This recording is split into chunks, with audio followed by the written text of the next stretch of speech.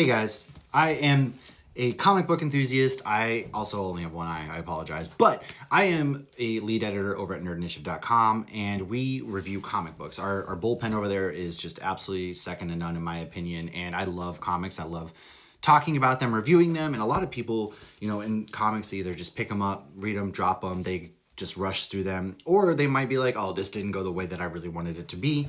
But fun story is that all of these books right here have quotes on the back from somebody, whether it's myself or somebody over in our bullpen at Nerd Initiative. So I like to talk about kind of what goes into reviewing comics, at least for me.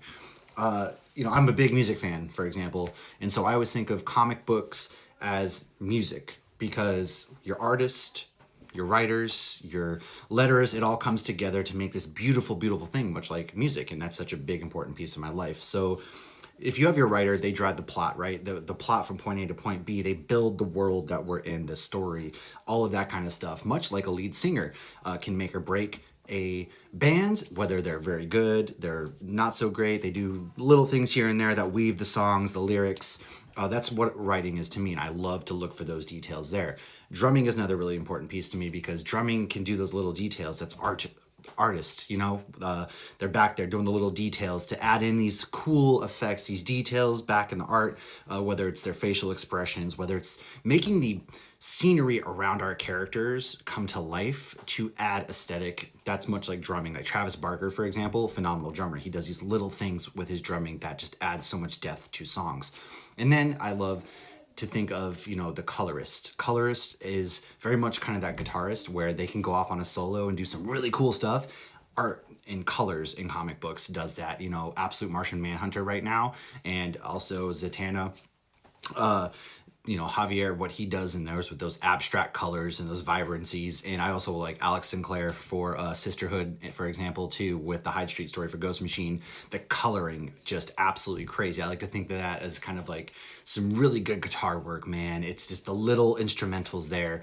And then honestly, most people kind of don't think about this, but lettering is probably one of the most unsung heroes, kind of like bass. I'm a bassist. I love playing bass.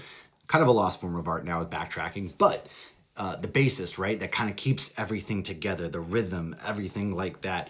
That's kind of what your letters do because, you have your sound effects, you have the words that the writer of the plot, without jumbling everything together, the words on the page without making and detracting from the art, all of that stuff. So that kind of forms that for me. So that's just the first little bit of what I love to look for. I look at these things differently, much like when I listen to music, I listen to these individual pieces differently, and everybody takes in art differently as well. But I just wanted to talk about kind of what it takes and what it looks like. So I might just go ramble on about some different things and some of my favorite comic books and what they do right and make it a series. Who knows? But I do really think of comic books and music together as one in forming this band and making some extraordinary things.